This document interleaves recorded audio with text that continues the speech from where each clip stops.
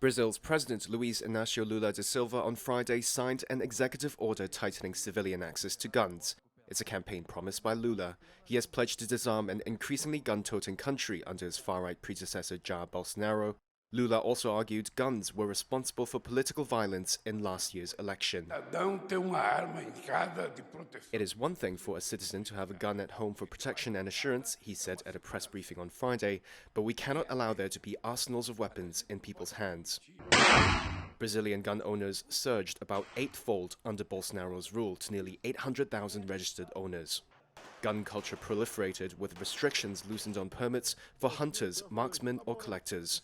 Lula's new decree states registered hunters will have access to fewer bullets and can now own 6 weapons, down from the previous 30.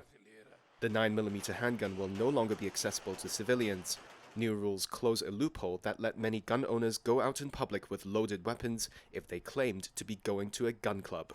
The decree also lays groundwork for a buyback program starting this year for new gun owners in the previous administration. Lula also passed responsibility for civilian weapons control from the army to the federal police. The army was criticized for weak oversight and poor information sharing with law enforcement agencies.